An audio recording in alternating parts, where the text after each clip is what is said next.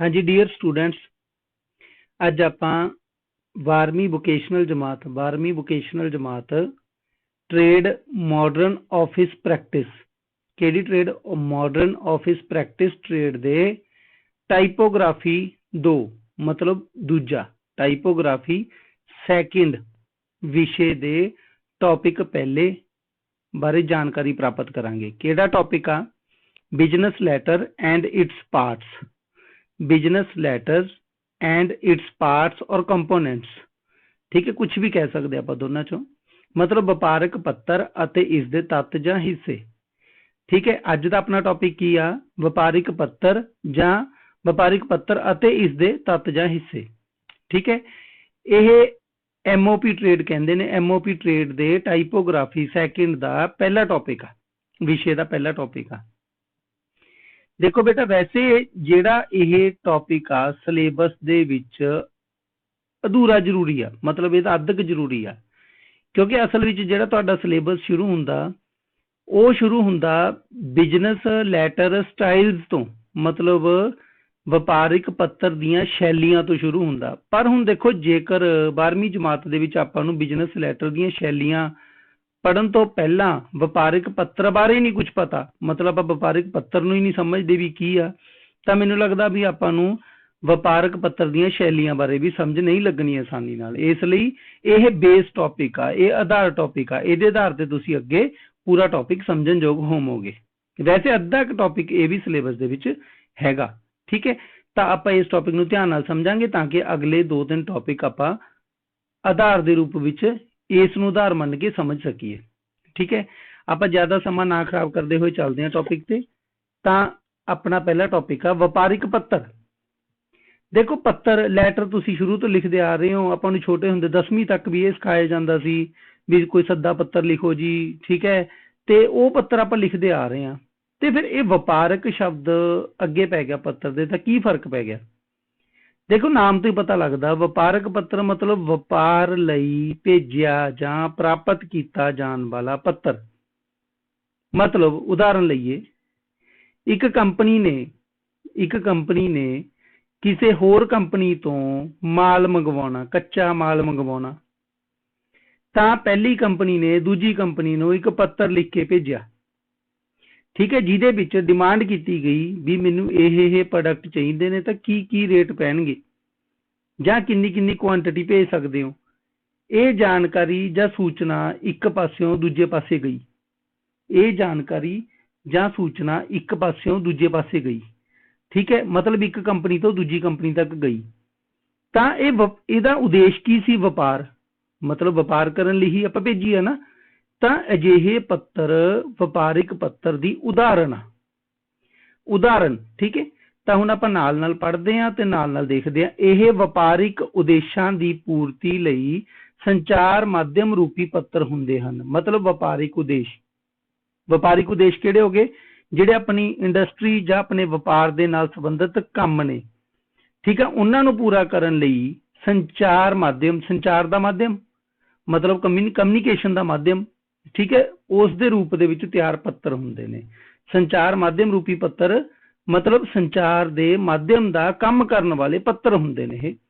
जेडे पत्र आम तौर पर एक व्यापारिक संस्था द्वारा दूजी व्यापारिक संस्था नूं जां एक व्यापारिक संस्था द्वारा अपने ग्राहकां नूं भेजे जाते हैं। ठीक है, अजिहे पत्र व्यापारियों द्वारा आपस विच, देखो इसे लाइन च आ गया, अजिहे पत्र आपस विच, किन्हां दे आपस च? व्यापारियों दे। दो व्यापारी ने, एक दुकानदार आ, एक फैक्ट्री आ, दो फैक्ट्रियां ने, जो मर्जी हो, चाहे दो दुकानदार हो, चाहे दो फैक्ट्रियां हो, चाहे एक फैक्ट्री को दुकानदार हो, पर हैगे तां ओवरऑल सारे व्यापारी ने ना। अजिहे पत्र व्यापारियों द्वारा आपस विच, ठीक है, अपने ग्राहकां नाल, मतलब व्यापारियों दा अपने ग्राहकां नाल जां पब्लिक अथॉरिटियां नाल, मतलब किसी होर संस्था नाल, कोई सरकारी विभाग नाल जां सरकारी विभाग नाल जां होर संबंधित व्यक्तियों नाल। संबंधित किहदे नाल? संबंधित व्यापार नाल संबंधित, व्यापार नाल संबंधित कोई भी व्यक्ति आ ਉਹਦੇ नाल अपना कम्युनिकेशन करनी आ। आपां ने कम्युनिकेशन मतलब कोई ना कोई सूचना देनी आ जां सूचना लैनी आ। ठीक है, सूचना देनी आ जां सूचना लैनी आ, संदेश भेजना जां संदेश प्राप्त करना। ਤਾਂ ਇਹਨਾਂ ਚੀਜ਼ਾਂ ਦੇ ਲਈ, ਇਸ ਪ੍ਰਕਿਰਿਆ ਦੇ ਲਈ ਉਹ ਸੰਚਾਰ ਕਾਦੇ ਰਾਹੀਂ ਕਰਦੇ ਆ? ਆਪਾਂ ਪੱਤਰ ਭੇਜਦੇ ਆ, ਪੱਤਰਾਂ ਦੇ ਰਾਹੀਂ ਸੰਚਾਰ ਕਰਦੇ ਆ। ਤਾਂ ਅਜਿਹੇ ਪੱਤਰ ਵਪਾਰੀਆਂ ਦੁਆਰਾ ਆਪਸ ਵਿੱਚ ਆਪਣੇ ਗ੍ਰਾਹਕ ਆਪਸ ਵਿੱਚ ਆਪਣੇ ਗ੍ਰਾਹਕਾਂ ਨਾਲ, ਪਬਲਿਕ ਅਥਾਰਟੀਆਂ ਨਾਲ, ਸਰਕਾਰੀ ਵਿਭਾਗਾਂ ਨਾਲ ਜਾਂ ਹੋਰ ਸੰਬੰਧਿਤ ਵਿਅਕਤੀਆਂ ਜਾਂ ਸੰਸਥਾਵਾਂ ਨਾਲ ਸੰਚਾਰ ਲਈ ਹੁੰਦੇ ਨੇ। ਮਤਲਬ ਪੱਤਰ ਕਾਦੇ ਵਾਸਤੇ ਹੁੰਦੇ ਨੇ? ਸੰਚਾਰ ਲਈ। ਕਿਹਦੇ ਨਾਲ? ਤੁਹਾਨੂੰ ਦੱਸਤਾ ਓਵਰਆਲ ਕਿਸੇ ਵੀ ਵਪਾਰਿਕ ਸੰਸਥਾ ਦੇ ਨਾਲ ਜਿੰਨੇ ਵੀ ਸੰਬੰਧਿਤ ਵਿਅਕਤੀ ਨੇ ਉਹਨਾਂ ਨਾਲ, ਜਾਂ ਸੰਬੰਧਿਤ ਸੰਸਥਾਵਾਂ ਨੇ ਉਹਨਾਂ ਨਾਲ ਸੰਚਾਰ ਲਈ ਅਜਿਹੇ ਪੱਤਰ ਹੁੰਦੇ ਨੇ, ਜਿਨ੍ਹਾਂ ਰਾਹੀਂ ਉਹ ਆਪਸ ਵਿੱਚ ਵਿਚਾਰਾਂ ਅਤੇ ਸੂਚਨਾਵਾਂ ਦਾ ਆਦਾਨ ਪ੍ਰਦਾਨ ਕਰਦੇ ਹਨ। ਮਤਲਬ ਕੋਈ ਸੂਚਨਾ ਦੇਣੀ ਆ, ਠੀਕ ਹੈ। ਆਪਾਂ ਹੋਰ ਸਪੋਜ਼ ਕਰੀਏ, ਉਦਾਹਰਨ ਲਈਏ, ਇਹ ਸਮਝਿਆ ਤਾਂ ਜਾਊ ਜੇ ਆਪਾਂ ਨੂੰ ਉਦਾਹਰਨਾਂ ਰਾਹੀਂ ਪਤਾ ਲੱਗੂ। ਜੇਕਰ ਹੁਣ ਇੱਕ ਕੰਪਨੀ ਨੇ ਆਪਣੇ ਕਿਸੇ ਡਿਸਟਰੀਬਿਊਟਰ ਨੂੰ, ਮਤਲਬ ਜਿਹੜਾ ਵਿਅਕਤੀ ਉਸ ਕੰਪਨੀ ਦਾ ਮਾਲ ਵੇਚ ਰਿਹਾ, ਉਹਨੂੰ ਆਫਰ ਦੇਣੀ ਆ, ਜਾਂ ਇਹ ਕਹਿਣਾ ਵੀ ਤੇਰੇ ਕਾਰਜਸ਼ੀਲਤਾ ਬਹੁਤ ਵਧੀਆ, ਠੀਕ ਹੈ। ਮਤਲਬ ਉਹਨੂੰ ਮੋਟੀਵੇਟ ਕਰਨਾ, ਮਤਲਬ ਉਹਨੂੰ ਇਹ ਕਹਿਣਾ ਵੀ ਤੇਰੇ ਕਾਰਜਸ਼ੀਲਤਾ ਬਹੁਤ ਵਧੀਆ, ਠੀਕ ਹੈ। ਮਤਲਬ ਉਹਨੂੰ ਮੋਟੀਵੇਟ ਕਰਨਾ, ਮਤਲਬ ਉਹਨੂੰ ਐਪਰੀਸੀਏਸ਼ਨ,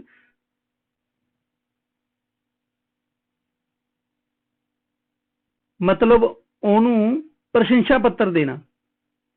ਤਾਂ ਕੰਪਨੀ ਕੀ ਕਰੂ? ਇੱਕ ਪੱਤਰ ਦੇ ਰੂਪ ਦੇ ਵਿੱਚ ਪ੍ਰਸ਼ੰਸਾ ਪੱਤਰ ਭੇਜ ਸਕਦੀ ਆ, ਪ੍ਰਸ਼ੰਸਾ ਲਿਖ ਕੇ ਭੇਜ ਸਕਦੀ ਆ ਪੱਤਰ ਦੇ ਵਿੱਚ, ਠੀਕ ਹੈ, ਉਹਦੀ ਕਾਰਜਸ਼ੀਲਤਾ ਬਾਰੇ, ਉਸ ਡਿਸਟਰੀਬਿਊਟਰ ਦੀ ਕਾਰਜਸ਼ੀਲਤਾ ਬਾਰੇ, ਠੀਕ ਹੈ। ਤਾਂ ਉਹ ਆਪਸ ਵਿੱਚ ਇੱਕ ਕੰਪਨੀ ਦੁਆਰਾ ਡਿਸਟਰੀਬਿਊਟਰ, ਮਤਲਬ ਦੋਨੇ ਵਪਾਰੀ ਹੋ ਗਏ ਨਾ, ਇੱਕ ਦੂਜੇ ਨੂੰ ਭੇਜਿਆ ਗਿਆ, ਇਸ ਲਈ ਉਹ ਵਪਾਰਿਕ ਪੱਤਰ ਦੀ ਉਦਾਹਰਨ ਆ। ਅੱਛਾ, ਇਸ ਕਿਸਮ ਦੇ ਪੱਤਰ ਇੱਕ ਵਪਾਰਿਕ ਸੰਸਥਾ ਦੁਆਰਾ ਕਿਸੇ ਹੋਰ ਵਪਾਰਿਕ ਸੰਸਥਾ, ਗ੍ਰਾਹਕ ਜਾਂ ਹੋਰ ਬਾਹਰੀ ਪਾਰਟੀਆਂ ਨਾਲ ਸੰਪਰਕ ਸਥਾਪਿਤ ਕਰਨ ਲਈ ਵਰਤੇ ਜਾਂਦੇ ਨੇ। ਮੈਂ ਦੱਸ ਵੀ ਚੁੱਕਿਆ ਤੁਹਾਨੂੰ। ਇਸ ਕਿਸਮ ਦੇ ਪੱਤਰ ਸੂਚਨਾ ਦੇਣ ਲਈ, ਦੇਖੋ ਕੋਈ ਇਨਫੋਰਮੇਸ਼ਨ ਦੇਣੀ ਆ, ਕੋਈ ਰੇਟ ਵੱਧ ਗਿਆ, ਕਿਸੇ ਕੰਪਨੀ ਦੁਆਰਾ ਆਪਣੇ ਪ੍ਰੋਡਕਟ ਜਿਹੜੇ ਤਿਆਰ ਕਰ ਰਹੀ ਸੀ ਉਹਦਾ ਰੇਟ ਵੱਧ ਗਿਆ, ਕੰਡੀਸ਼ਨ ਚੇਂਜ ਹੋ ਗਈਆਂ, ਕੋਈ ਹਾਲਾਤ ਬਦਲ ਗਏ, ਠੀਕ ਹੈ, ਕੋਈ ਨਿਯਮ ਬਦਲ ਗਏ, ਉਹ ਸਾਰੀ ਸੂਚਨਾ ਦੇਣੀ। ਇਸ ਕਿਸਮ ਦੇ ਪੱਤਰ ਸੂਚਨਾ ਦੇਣ ਲਈ ਕਿਸੇ ਗ੍ਰਾਹਕ ਜਾਂ ਸੰਸਥਾ ਕੋਲੋਂ ਵਪਾਰਿਕ ਕਮੀ ਦੇ ਕਾਰਨ ਮਾਫੀ ਮੰਗਣ ਲਈ। ਹੁਣ ਦੇਖੋ, ਕੰਪਨੀ ਦੁਆਰਾ ਕੋਈ ਪ੍ਰੋਡਕਟ ਕਿਸੇ ਹੋਰ ਸੰਸਥਾ ਨੂੰ ਭੇਜਿਆ ਗਿਆ, ਪਰ ਬਾਈ ਚਾਂਸ ਉਸ ਪ੍ਰੋਡਕਟ ਦੇ ਵਿੱਚ ਕੋਈ ਕਮੀ ਰਹਿ ਗਈ, ਵਪਾਰਿਕ ਕਮੀ ਰਹਿ ਗਈ, ਠੀਕ ਹੈ, ਤਾਂ ਉਹਦੀ ਮਾਫੀ ਮੰਗਣ ਲਈ ਵੀ ਪੱਤਰ ਲਿਖ ਸਕਦੀ ਹੈ ਕੰਪਨੀ। ਕਿਸੇ ਨੂੰ ਵਧਾਈਆਂ ਦੇਣ ਲਈ, ਕਿਸੇ ਡਿਸਟਰੀਬਿਊਟਰ ਦਾ ਕੰਮ ਬਹੁਤ ਵਧੀਆ, ਠੀਕ ਹੈ, ਉਹਨੇ ਕੋਈ ਆਪਦਾ ਟਾਰਗੇਟ ਪੂਰਾ ਕਰ ਲਿਆ ਜਿਹੜਾ ਕੰਪਨੀ ਨੇ ਦਿੱਤਾ ਸੀ, ਤਾਂ ਉਹਨੂੰ ਵਧਾਈਆਂ ਦੇਣ ਲਈ। ਕਿਸੇ ਦਾ ਧੰਨਵਾਦ ਕਰਨ ਲਈ, ਠੀਕ ਹੈ, ਕਿਸੇ ਸੰਸਥਾ ਜਾਂ ਕਿਸੇ ਵਿਅਕਤੀ ਨੇ ਕੰਪਨੀ ਦਾ ਕੋਈ ਕੰਮ ਕੀਤਾ, ਠੀਕ ਹੈ, ਵਧੀਆ ਕੰਮ ਕੀਤਾ, ਤਾਂ ਉਹਦੇ ਲਈ ਧੰਨਵਾਦ ਕਰਨ ਲਈ। ਸਪਲਾਈ ਕਰਤਾ ਨੂੰ ਆਰਡਰ ਦੇਣ ਲਈ। ਸਪਲਾਈ ਕਰਤਾ ਮਤਲਬ ਜਿਹੜਾ ਕੰਪਨੀ ਦੇ ਵਿੱਚ ਮਾਲ ਸਪਲਾਈ ਕਰਦਾ, ਮੰਨ ਲਓ ਕੱਚਾ ਮਾਲ ਹੀ ਸਪਲਾਈ ਕਰਦਾ, ਤਾਂ ਉਹਨੂੰ ਆਰਡਰ ਦੇਣਾ ਤਾਂ ਵੀ ਕੰਪਨੀ ਪੱਤਰ ਲਿਖ ਸਕਦੀ ਆ। ਗ੍ਰਾਹਕ ਨੂੰ ਪ੍ਰੋਡਕਟ ਦੀ ਖਰੀਦ ਲਈ ਮਨਾਉਣ ਲਈ, ਮਤਲਬ ਗ੍ਰਾਹਕ ਨੂੰ ਆਪਣੇ ਪ੍ਰੋਡਕਟ ਦੀ ਸੂਚਨਾ ਦੇ ਕੇ, ਕੰਪਨੀ ਦੁਆਰਾ ਗ੍ਰਾਹਕ ਨੂੰ ਆਪਣੇ ਪ੍ਰੋਡਕਟ ਦੀ ਸੂਚਨਾ ਦੇ ਕੇ ਇਹ ਮਨਾਉਣ ਲਈ ਵੀ ਉਹ ਇਸ ਪ੍ਰੋਡਕਟ ਨੂੰ ਖਰੀਦੇ, ਭਾਵ ਪ੍ਰੇਰਿਤ ਕਰਨਾ, ਕੰਪਨੀ ਦੁਆਰਾ ਗ੍ਰਾਹਕ ਨੂੰ ਪ੍ਰੇਰਿਤ ਕੀਤਾ ਜਾਂਦਾ, ਤਾਂ ਉਹ ਵੀ ਪੱਤਰ ਰਾਹੀਂ। ਕਿਸੇ ਵਪਾਰਿਕ ਆਫਰ ਨੂੰ ਇਨਕਾਰ ਕਰਨ ਲਈ, ਠੀਕ ਹੈ, ਮੰਨ ਲਓ ਕੋਈ ਵਪਾਰਿਕ ਆਫਰ ਆ ਗਈ ਕਿਸੇ ਸੰਸਥਾ ਨੂੰ ਜਾਂ ਕਿਸੇ ਵਿਅਕਤੀ ਨੂੰ, ਤਾਂ ਉਹਨੂੰ ਨਹੀਂ ਪਸੰਦ, ਤਾਂ ਉਹਨੇ ਵਾਪਸ ਕਰਤੀ, ਤਾਂ ਉਹਦਾ ਜਵਾਬ ਦੇਣ ਲਈ ਵੀ ਪੱਤਰ। ਕਿਸੇ ਨੂੰ ਸੱਦਾ ਦੇਣ ਲਈ, ਜਾਂ ਕੋਈ ਕੰਮ ਹੋ ਰਿਹਾ ਵਪਾਰਿਕ ਤੌਰ ਤੇ ਸੱਦਾ ਦੇਣਾ, ਕੋਈ ਆਪਣਾ ਸੈਮੀਨਾਰ ਹੋ ਰਿਹਾ, ਕੁਝ ਹੋਰ ਹੋ ਰਿਹਾ, ਤਾਂ ਅਜਿਹੀ ਜਗ੍ਹਾ ਤੇ ਸੱਦਾ ਦੇਣ ਲਈ ਵੀ ਆਪਾਂ ਵਪਾਰਿਕ ਪੱਤਰਾਂ ਦੀ ਵਰਤੋਂ ਕਰਦੇ ਹਾਂ। ਤਾਂ ਬੇਟਾ ਇਹਦੇ ਵਿੱਚ ਆਪਾਂ ਨੂੰ ਇਹ ਸਮਝਣਾ ਜ਼ਰੂਰੀ ਆ, ਜਦੋਂ ਆਪਾਂ ਇਹ ਸਮਝ ਲਿਆ ਨਾ ਵਪਾਰਿਕ ਪੱਤਰ ਕਿਸੇ ਨੂੰ ਕਿਉਂ ਭੇਜਿਆ ਜਾਂਦਾ, ਤਾਂ ਆਪਾਂ ਨੂੰ ਅੱਧੀ ਗੱਲ ਵੈਸੇ ਹੀ ਸਮਝ ਲੱਗ ਜਾਣੀ ਹੈ। ਜਿਵੇਂ ਦੇਖੋ, ਆਪਾਂ ਕਹਿੰਦਾ ਵੀ ਸਪਲਾਈ ਕਰਤਾ ਨੂੰ ਆਰਡਰ ਦੇਣੀ, ਤਾਂ ਪੱਤਰ ਲਿਖਤਾ ਤੇ ਆਰਡਰ ਆ ਜਾਊਗਾ, ਠੀਕ ਹੈ। ਤਰੀਕੇ ਹੋਰ ਵੀ ਹੁੰਦੇ ਨੇ, ਪਰ ਆਪਾਂ ਪੱਤਰ ਰਾਹੀਂ ਕੋਈ ਸੂਚਨਾ ਦੇ ਸਕਦੇ ਹਾਂ, ਕੋਈ ਸੂਚਨਾ ਪ੍ਰਾਪਤ ਕਰ ਸਕਦੇ ਹਾਂ, ਠੀਕ ਹੈ। ਪਰ ਓਵਰਆਲ ਆਪਾਂ ਕੀ ਸਮਝੇ, ਇਹ ਦੋ ਵਪਾਰਿਕ ਸੰਸਥਾ ਦੇ ਵਿੱਚ, ਇਹ ਵਪਾਰੀ ਦਾ ਗ੍ਰਾਹਕ ਨਾਲ ਸੰਬੰਧਿਤ, ਕੰਪਨੀ ਦਾ ਗ੍ਰਾਹਕ ਨਾਲ ਸੰਬੰਧਿਤ ਅਜਿਹੇ ਪੱਤਰ ਹੁੰਦੇ ਨੇ ਆਪਸ ਵਿੱਚ, ਜਿਹੜੇ ਜ਼ਿਆਦਾਤਰ ਦਿੱਤੇ ਜਾਂਦੇ ਨੇ। ਜਾਂ ਕਿਸੇ ਵਪਾਰਿਕ ਸੰਸਥਾ ਦਾ ਸਰਕਾਰੀ ਵਿਭਾਗ ਨੂੰ ਭੇਜਿਆ ਗਿਆ ਹੋਵੇ ਪੱਤਰ, ਤਾਂ ਭਾਵ ਇਹਨਾਂ ਦਾ ਸੰਬੰਧ ਵਪਾਰ ਨਾਲ ਹੀ ਹੈ ਨਾ, ਇਸ ਲਈ ਆਪਾਂ ਇਹਨਾਂ ਨੂੰ ਵਪਾਰਿਕ ਪੱਤਰ ਹੀ ਕਹਾਂਗੇ, ਠੀਕ ਹੈ। ਹੁਣ ਦੇਖੋ, ਇੱਕ ਤੁਹਾਨੂੰ ਦੱਸਦਾ, ਐਗਜ਼ਾਮ ਦੇ ਵਿੱਚ ਆਪਾਂ ਨੇ ਮਾਰਕਸ ਲੈਣੇ ਹੁੰਦੇ ਨੇ ਅੱਛੇ, ਤਾਂ ਆਪਣਾ ਟਾਰਗੇਟ ਹੁੰਦਾ, ਤਾਂ ਇੱਕ ਯਾਦ ਰੱਖਿਓ, ਡੈਫੀਨੇਸ਼ਨ ਜੇ ਤੁਸੀਂ ਕੋਈ ਲਿਖਦੇ ਹੋ ਤਾਂ ਉਸ ਦੇ ਨਾਲ ਰਾਈਟਰ ਦਾ ਨਾਮ, ਜੇ ਤੁਹਾਨੂੰ ਡੈਫੀਨੇਸ਼ਨ ਪੂਰੀ ਆਉਂਦੀ ਆ ਤਾਂ ਇਨਵਰਟਡ ਕੋਮੇ ਦੇ ਵਿੱਚ ਜ਼ਰੂਰ ਲਿਖੋ। ਤਾਂ ਜਿਵੇਂ ਆਪਾਂ ਇੱਕ ਡੈਫੀਨੇਸ਼ਨ ਵੀ ਦੇਖਾਂਗੇ, according to WJ Weston, business letter is the process of accomplishing business transactions in written form। देखो, business letter is the process of accomplishing business transactions in written form। ਤਾਂ ਇਹਦਾ ਪੰਜਾਬੀ ਅਨੁਵਾਦ ਕੀ ਹੋਇਆ? ਵਪਾਰਕ ਪੱਤਰ ਵਪਾਰਕ ਲੈਣ ਦੇਣ ਨੂੰ ਲਿਖਤੀ ਰੂਪ ਵਿੱਚ ਪੂਰਾ ਕਰਨ ਦੀ ਪ੍ਰਕਿਰਿਆ ਹੈ। ਮਤਲਬ ਵਪਾਰਿਕ ਲੈਣ ਦੇਣ, ਕੋਈ ਸੂਚਨਾ ਦਾ ਲੈਣਾ, ਕੋਈ ਸੂਚਨਾ ਦਾ ਦੇਣਾ, ਉਹਨੂੰ ਲਿਖਤੀ ਰੂਪ ਦੇ ਵਿੱਚ ਪੂਰਾ ਕਰਨ ਦੀ ਪ੍ਰਕਿਰਿਆ ਹੈ। ਠੀਕ ਹੈ, ਵੈਸੇ ਦੂਜੀ ਡੈਫੀਨੇਸ਼ਨ ਵੀ ਹੈ, ਪਰ ਤੁਸੀਂ ਇੱਕ ਕਰ ਲਓ, ਕਾਫੀ ਹੁੰਦੀ ਆ।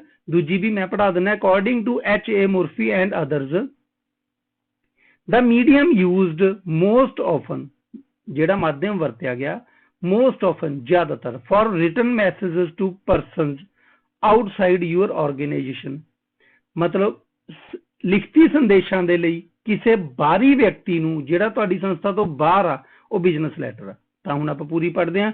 ਤੁਹਾਡੀ ਸੰਸਥਾ ਤੋਂ ਬਾਹਰਲੇ ਵਿਅਕਤੀਆਂ ਨੂੰ ਲਿਖਤੀ ਸੰਦੇਸ਼ ਭੇਜਣ ਲਈ, ਤੁਹਾਡੀ ਸੰਸਥਾ ਮਤਲਬ ਵਪਾਰਿਕ ਸੰਸਥਾ ਤੋਂ ਬਾਹਰਲੇ ਵਿਅਕਤੀਆਂ ਨੂੰ ਲਿਖਤੀ ਸੰਦੇਸ਼ ਭੇਜਣ ਲਈ ਸਭ ਤੋਂ ਜ਼ਿਆਦਾ ਵਰਤਿਆ ਜਾਣ ਵਾਲਾ ਮਾਧਿਅਮ ਵਪਾਰਿਕ ਪੱਤਰ ਹੈ। ਕਿਉਂ?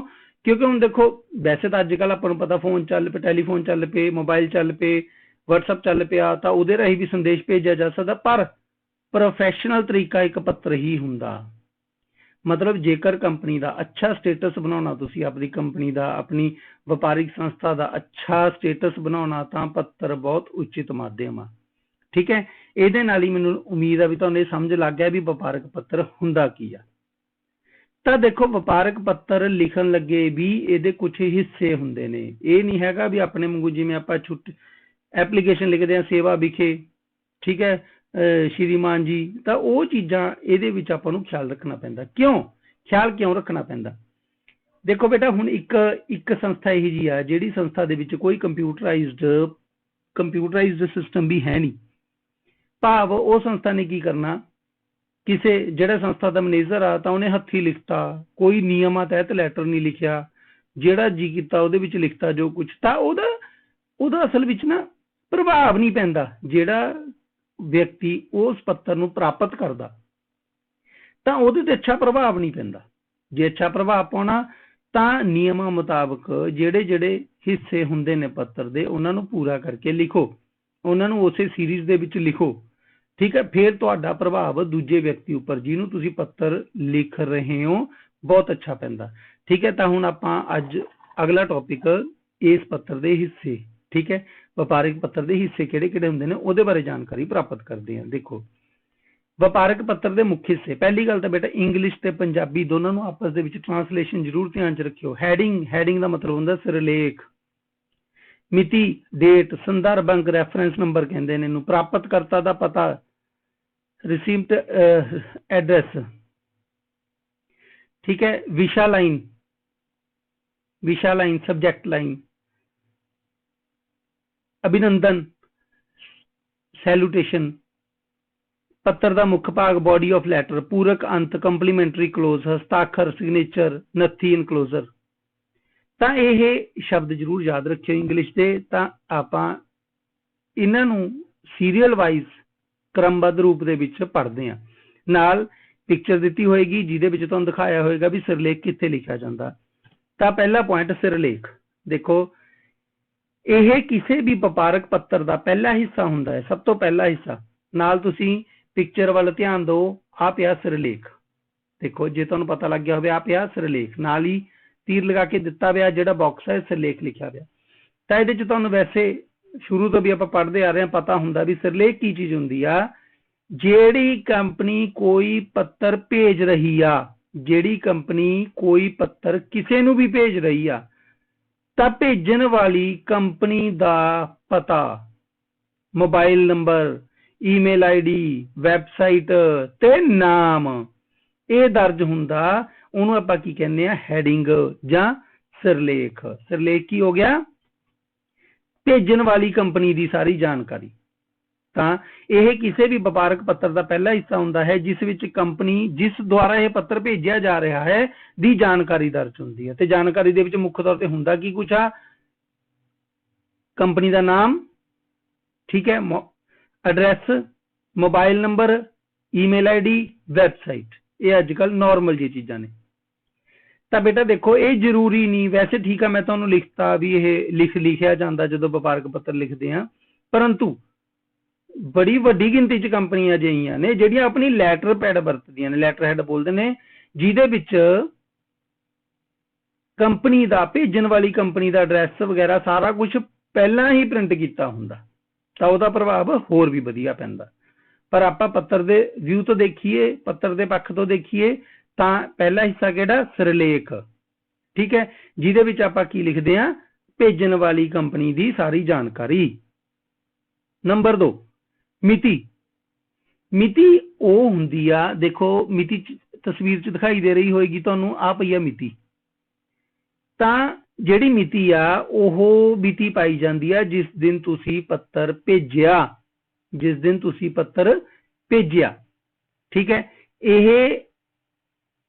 कित्थे लिखनी आ वो आपां अगले टॉपिक दे विच पढ़ांगे।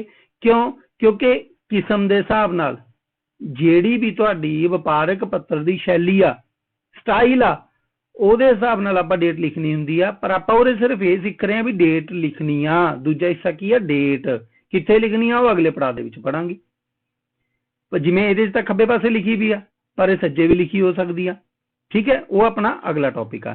ਇਸ ਨੂੰ ਆਮ ਕਰਕੇ ਦੋ ਤਰੀਕਿਆਂ ਨਾਲ ਦੇਖੋ, ਇੱਕ ਤਾਂ ਬ੍ਰਿਟਿਸ਼ ਸਟਾਈਲ ਜਾਂ ਇੰਗਲਿਸ਼ ਸਟਾਈਲ ਕਹਿੰਦੇ ਨੇ, ਉਹਦੇ 'ਚ ਆਪਾਂ ਲਿਖਦੇ ਹਾਂ ਜਿਵੇਂ 19 ਦਸੰਬਰ 2014, ਪਹਿਲਾਂ ਡੇਟ, ਫਿਰ ਮੰਥ ਦਾ ਪੂਰਾ ਨਾਮ, ਫਿਰ ਈਅਰ। पर ਜਿਹੜਾ ਆਪਾਂ ਲਿਖਦੇ ਆ ਅਮਰੀਕਨ ਸਟਾਈਲ ਦੇ ਵਿੱਚ, ਉਹਦੇ ਵਿੱਚ ਕੀ ਹੁੰਦਾ? ਦਸੰਬਰ ਪਹਿਲਾ ਮੰਥ, ਫਿਰ ਡੇਟ, ਫਿਰ ਈਅਰ, ਠੀਕ ਹੈ। ਕੋਈ ਵੀ ਲਿਖ ਸਕਦੇ ਆ। ਵੈਸੇ ਇਹਦੇ 'ਚ ਮੈंने ਸਿੰਪਲ ਲਿਖੀ ਵੀ ਆ, ਪਰੰਤੂ ਤੁਸੀਂ ਇਹਨਾਂ ਦੇ ਵਿੱਚੋਂ ਸਟਾਈਲਿਸ਼ ਵੀ ਲਿਖ ਸਕਦੇ ਹੋ। ਚਲੋ ਆਪਾਂ ਚੱਲਦੇ ਹਾਂ ਜੀ ਤੀਜੇ ਭਾਗ ਤੇ। ਸੰਦਰਭ ਅੰਕ, ਰੈਫਰੈਂਸ ਨੰਬਰ ਬੋਲਦੇ ਨੇ। ਇਸ ਹਿੱਸੇ ਵਿੱਚ ਪੱਤਰ ਦਾ ਨੰਬਰ ਜਾਂ ਫਾਈਲ ਦਾ ਨੰਬਰ, ਮਤਲਬ ਪਹਿਲੀ ਗੱਲ ਰੈਫਰੈਂਸ ਦਾ ਨੰਬਰ ਦਾ ਮਤਲਬ ਕੀ, ਲੋੜ ਕੀ ਪੈਂਦੀ ਆ? ਤੁਸੀਂ ਕੋਈ ਪੱਤਰ ਭੇਜਿਆ, 2 ਸਾਲਾਂ ਨੂੰ ਉਹਦਾ ਜਵਾਬ ਆਇਆ, ਜਾਂ ਤੁਸੀਂ ਇਹ ਦੇਖਣਾ ਚਾਹੁੰਦੇ ਵੀ ਇਹ ਪੱਤਰ ਤਾਂ ਭੇਜਿਆ ਸੀ, ਕਿਹੜੇ ਵਿਭਾਗ ਨੇ ਭੇਜਿਆ ਸੀ, ਕਦੋਂ ਭੇਜਿਆ ਸੀ, ਤਾਂ ਉਹ ਸਾਰੀ ਜਾਣਕਾਰੀ ਬੇਟਾ ਸੰਦਰਭ ਅੰਕ ਦੇ ਵਿੱਚੋਂ ਮਿਲ ਜਾਂਦੀ ਆ। ਇਹ ਰਿਕਾਰਡ ਹੁੰਦਾ ਤੁਹਾਡਾ ਪੱਤਰ ਕਦੋਂ, ਕਿਹੜੇ ਵਿਭਾਗ ਦੇ ਵਿੱਚੋਂ ਭੇਜਿਆ ਗਿਆ, ਛੇਤੀ ਲੱਭ ਜਾਂਦਾ। ਇਹਦੇ ਨਾਲ ਛੇਤੀ ਲੱਭ ਜਾਂਦਾ। ਤਾਂ ਇਹਦੇ ਵਿੱਚ ਦਰਜ ਕੀ ਕੁਛ ਹੁੰਦਾ? ਵਿਭਾਗ ਦਾ ਨਾਮ, ਪੱਤਰ ਦਾ ਨੰਬਰ ਜਾਂ ਫਾਈਲ ਦਾ ਨੰਬਰ, ਠੀਕ ਹੈ, ਜਿਹਦੇ ਦੁਆਰਾ ਭੇਜਿਆ ਜਾ ਰਿਹਾ ਉਹਦੀ ਜਾਣਕਾਰੀ ਹੋ ਰਹੀ ਹੈ ਹਜੇ ਤੱਕ, ਤੇ ਸਾਲ ਦਰਜ ਕੀਤਾ ਜਾਂਦਾ ਹੈ। ਇਹ ਪੱਤਰ ਦੀ ਪਹਿਚਾਣ ਕਰਨ ਵਿੱਚ ਬਹੁਤ ਸਹਾਈ ਹੁੰਦਾ, ਛੇਤੀ ਲੱਭ ਜਾਂਦਾ ਇਹਦੇ ਆਧਾਰ ਤੇ ਪੱਤਰ। ਮਿੰਟ 'ਚ ਨੰਬਰ ਲੱਭੋ ਸੀਰੀਅਲ ਵਾਈਜ਼, ਉਸ ਡਿਪਾਰਟਮੈਂਟ ਦਾ ਨੰਬਰ ਲੱਭੋ, ਈਅਰ ਲੱਭੋ, ਲੱਭ ਗਿਆ ਤੁਹਾਨੂੰ ਪੱਤਰ। ਤਾਂ ਉਹਦੇ 'ਚ ਤੁਸੀਂ ਦੇਖ ਸਕਦੇ ਹੋ ਕਿ ਮੈਂ ਇੰਨੀ ਤਰੀਕ ਨੂੰ ਪੱਤਰ ਭੇਜਿਆ, ਠੀਕ ਹੈ। ਇਹ ਜਾਣਕਾਰੀ ਆਪਾਂ ਨੂੰ ਸੰਦਰਭ ਅੰਕ ਦੇ ਵਿੱਚ। ਪ੍ਰਾਪਤ ਕਰਤਾ ਦਾ ਪਤਾ, ਚੌਥਾ ਪੁਆਇੰਟ।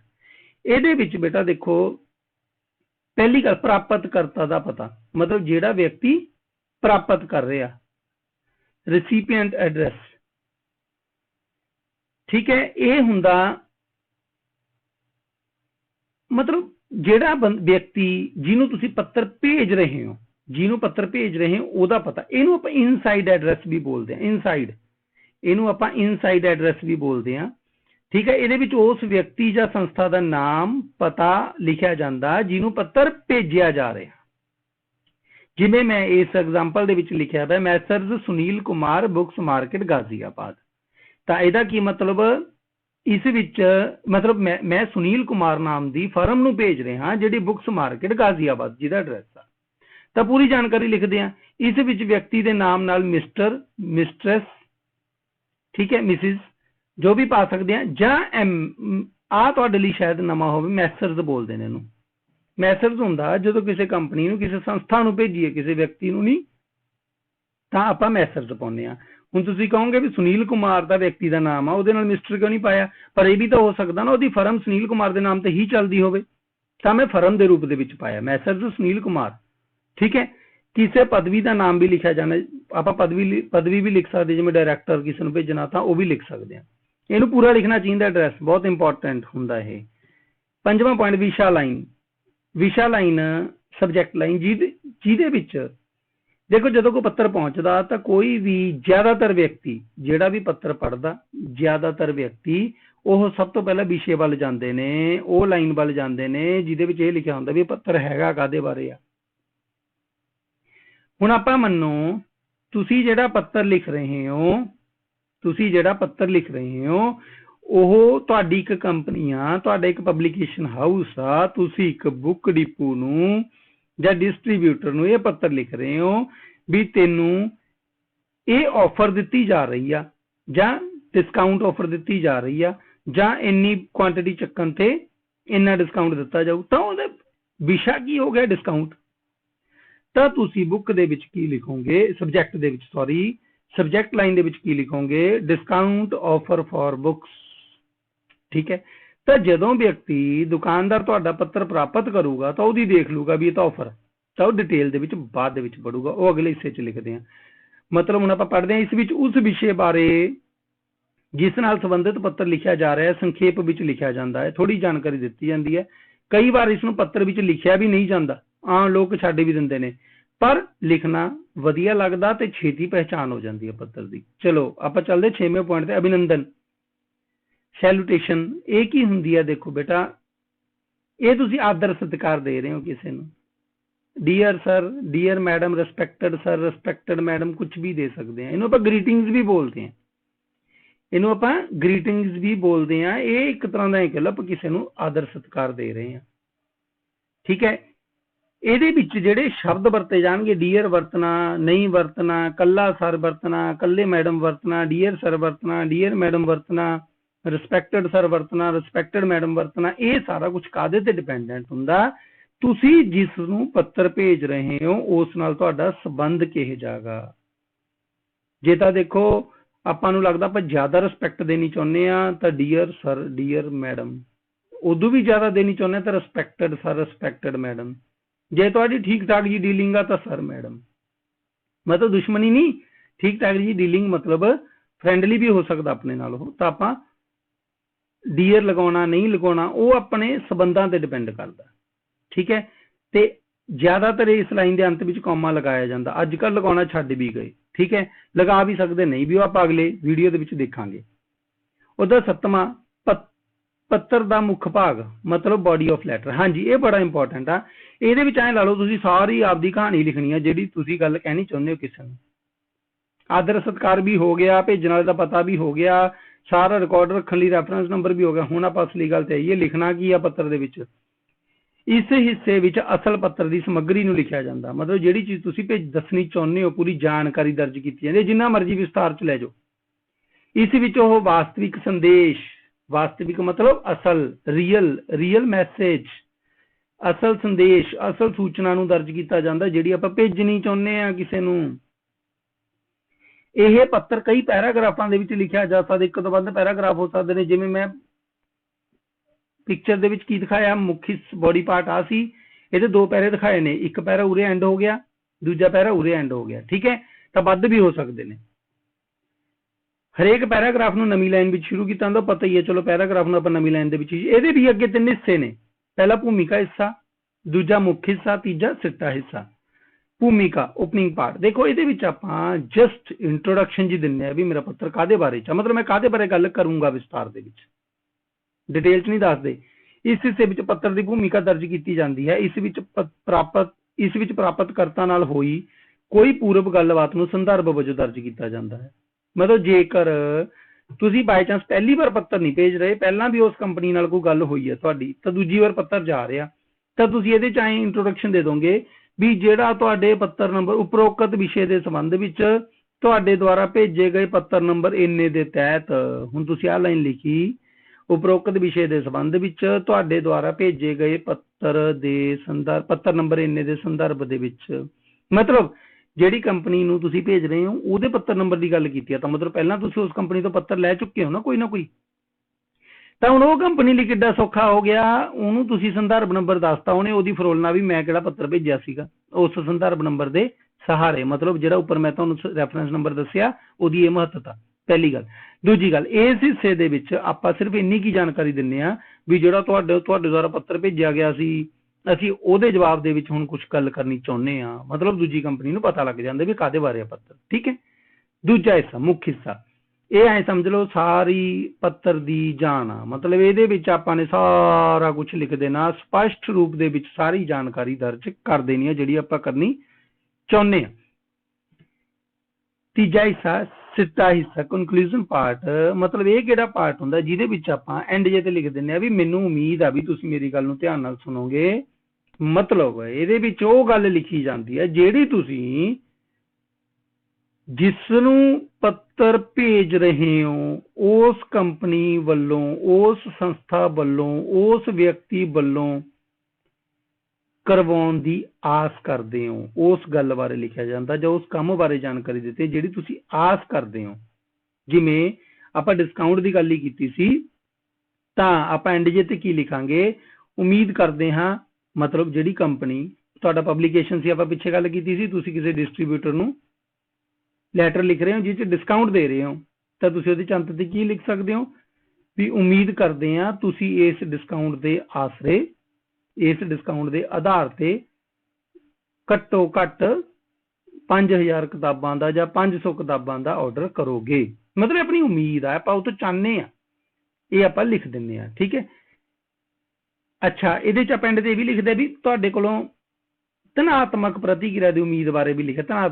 ਧਨਾਤਮਕ ਪ੍ਰਤੀਕਿਰਿਆ ਮਤਲਬ ਪੋਜ਼ਿਟਿਵ ਰਿਸਪੌਂਸ ਵੀ ਸਾਡੀ ਗੱਲ ਮੰਨੋਗੇ। ਪੋਜ਼ਿਟਿਵ ਨੈਗੇਟਿਵ ਰਿਸਪੌਂਸ ਕੀ ਹੋ ਗਿਆ? ਦੇਖੋ ਪੋਜ਼ਿਟਿਵ ਰਿਸਪੌਂਸ ਤਾਂ ਹੋ ਗਿਆ, ਮੰਨ ਲਓ ਤੁਸੀਂ ਡਿਸਕਾਊਂਟ ਦਾ ਪੱਤਰ ਲਿਖਿਆ ਸੀ ਤਾਂ ਉਹ ਵਿਅਕਤੀ ਨੇ ਲਿਖਦਾ ਹਾਂਜੀ ਹਾਂ ਮੈਂ ਲਊਂਗਾ ਤਾਂ ਉਹ ਪੋਜ਼ਿਟਿਵ ਹੋ ਗਿਆ। ਜੇ ਉਹਨੇ ਕਹਿੰਦਾ ਨਹੀਂ ਨਹੀਂ ਨਹੀਂ ਮੇਰੇ ਲਈ ਜ਼ੀਰੋ ਆ ਇਹ ਡਿਸਕਾਊਂਟ ਤਾਂ ਉਹ ਨੈਗੇਟਿਵ ਹੋ ਗਿਆ। ਤਾਂ ਆਪਾਂ ਕੀ ਕਹਿੰਦੇ ਆ, ਤੁਹਾਡੇ ਕੋਲੋਂ ਪੋਜ਼ਿਟਿਵ ਰਿਸਪੌਂਸ ਦੀ ਆਸ ਕਰਦੇ ਆ। ਚਲੋ ਚੱਲਦੇ ਹਾਂ ਜੀ 8ਵੇਂ ਪੁਆਇੰਟ ਤੇ, ਪੂਰਕ ਅੰਤ ਕੰਪਲੀਮੈਂਟਰੀ ਕਲੋਜ਼।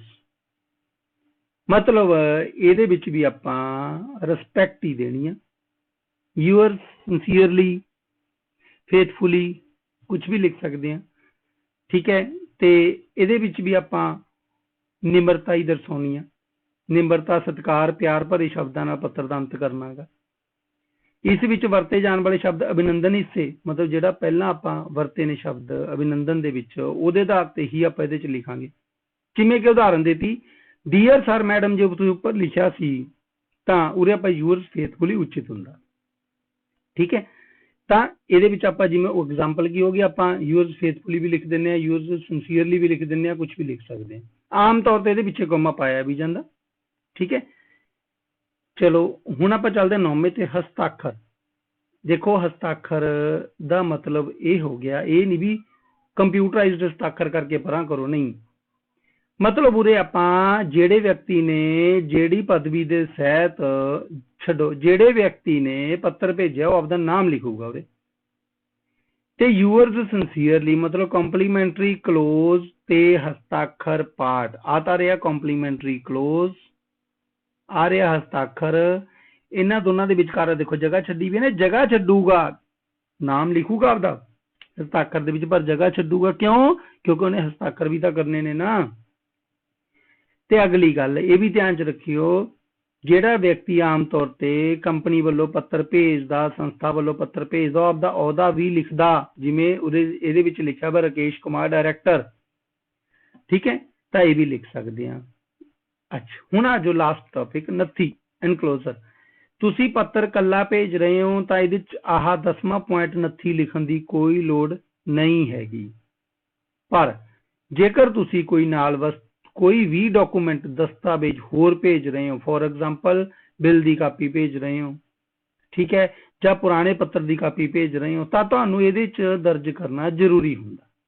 ਤਾਂ ਉੱਥੇ ਤੁਸੀਂ ਲਿਖੋਗੇ ਨੱਥੀ। ਨੱਥੀ ਕੀ? ਨੰਬਰ 1। ਠੀਕ ਹੈ। ਜਿਹੜੀ ਵੀ ਚੀਜ਼ ਭੇਜ ਰਹੇ ਹੋ, ਜਿਵੇਂ photo copy of the bill. ਠੀਕ ਹੈ। ਜੋ ਵੀ ਤੁਸੀਂ ਭੇਜ ਰਹੇ ਹੋ ਉਹ ਦਸਤਾਵੇਜ਼ਾਂ ਬਾਰੇ ਲਿਸਟ ਰੂਪ ਦੇ ਵਿੱਚ ਜਾਣਕਾਰੀ ਦਰਜ ਕਰੋਗੇ। ਤਾਂ ਇਹਦਾ ਜਿਹੜਾ ਸ਼ਾਰਟ ਸ਼ਬਦ ਹੁੰਦਾ ਨੱਥੀ ਦਾ, ਇਨਕਲੋਜ਼ਰ ਇੰਗਲਿਸ਼ 'ਚ ਬੋਲਦੇ ਨੇ ENCL ENCLS, ਇਨਕਲੋਜ਼ਰ ਜਾਂ ਇਨਕਲੋਜ਼ਰਸ, ਇਹ ਸ਼ਬਦ ਆਪਾਂ ਵਰਤਦੇ ਹਾਂ। ਠੀਕ ਹੈ। ਇਹਦੇ ਨਾਲ ਜਿਹੜੇ ਵੀ ਦਸਤਾਵੇਜ਼ ਤੁਸੀਂ ਨਾਲ ਲਾ ਕੇ ਭੇਜਣੇ ਨੇ ਪੱਤਰ ਦੇ, ਉਹਦੀ ਜਾਣਕਾਰੀ ਇਹਦੇ 'ਚ ਜ਼ਰੂਰ ਦਿਓ। ਕਿਉਂ? ਇਹਦਾ ਇੱਕ ਹੋਰ ਕਾਰਨ ਆ ਵੀ ਬਾਈ ਚਾਂਸ ਤੁਸੀਂ ਜਿਹੜਾ ਦਸਤਾਵੇਜ਼ ਪੱਤਰ ਦੇ ਨਾਲ ਸਟੈਪਲ ਕਰਕੇ ਭੇਜਤਾ ਤੇ ਉਹ ਪੱਤਰ ਨਾਲੋਂ ਅਲੱਗ ਲੈ ਕੇ ਕਿਤੇ ਡਿੱਗ ਪਿਆ, ਜਾਂ ਜਦੋਂ ਪੱਤਰ ਚੁੱਕਣ ਲੱਗੇ ਤਾਂ ਕਈ ਵਾਰ ਪਿਛਲਾ ਕਾਗਜ਼ ਪਿੱਛੇ ਰਹਿ ਜਾਂਦਾ। ਤਾਂ ਹੁਣ ਅਜਿਹੀ ਸਥਿਤੀ ਦੇ ਵਿੱਚ ਤੁਸੀਂ ਕੁਝ ਨਾਲ ਅਟੈਚ ਕੀਤਾ, ਇਹਦੇ ਬਾਰੇ ਤਾਂ ਹੀ ਪਤਾ ਲੱਗੂ ਨਾ ਜੇ ਤੁਸੀਂ ਕੋਈ ਇਨਕਲੋਜ਼ਰ ਦੀ ਲਿਸਟ ਬਣਾਈ ਹੋਊਗੀ। ਨਹੀਂ ਜਿਹੜਾ ਪੱਤਰ ਪ੍ਰਾਪਤ ਕਰਤਾ ਗਾ ਉਹਨੂੰ ਇਸ ਗੱਲ ਦਾ ਕਿਵੇਂ ਪਤਾ ਲੱਗੂਗਾ ਵੀ ਤੁਸੀਂ ਕੋਈ ਚੀਜ਼ ਨਾਲ ਅਟੈਚ ਕੀਤੀ ਸੀ? ਉਹਨੇ ਸਮਝਣਾ ਵੀ ਇਕੱਲਾ ਪੱਤਰ ਸੀ ਬਸ, ਠੀਕ ਹੈ।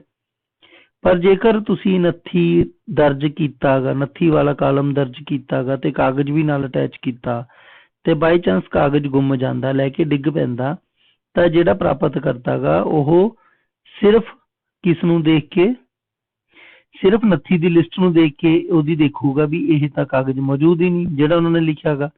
ਤਾਂ ਫਿਰ ਜੇਕਰ ਉਹ ਪਹਿਲੀ ਗੱਲ ਤਾਂ ਲੱਭੂਗਾ, ਜੇ ਨਹੀਂ ਲੱਭੂਗਾ ਤਾਂ ਤੁਹਾਨੂੰ ਇਨਫੋਰਮ ਕਰ ਦੂਗਾ, ਤੁਸੀਂ ਉਹਦੀ ਕੋਈ ਫੋਟੋ ਕਾਪੀ ਭੇਜ ਸਕਦੇ ਹੋ, ਕੁਝ ਵੀ ਕਰ ਸਕਦੇ ਹੋ, ਕੋਈ ਨਾ ਕੋਈ ਹੱਲ ਹੋ ਜਾਊਗਾ। ਠੀਕ, ਤਾਂ ਇਸ ਨਾਲ ਆਪਣਾ ਅੱਜ ਦਾ ਟੌਪਿਕ ਇੱਥੇ ਹੀ ਖਤਮ ਹੁੰਦਾ। ਤੇ ਬਾਕੀ ਤੁਹਾਨੂੰ ਪਤਾ ਵੀ ਜੇਕਰ ਤੁਸੀਂ ਅਜਿਹੀਆਂ ਵੀਡੀਓਜ਼ ਲਗਾਤਾਰ ਪ੍ਰਾਪਤ ਕਰਨੇ ਚਾਹੁੰਦੇ ਹੋ ਤਾਂ ਚੈਨਲ ਨੂੰ ਸਬਸਕ੍ਰਾਈਬ ਜ਼ਰੂਰ ਕਰੋ, ਠੀਕ ਹੈ। ਤੇ ਕੋਈ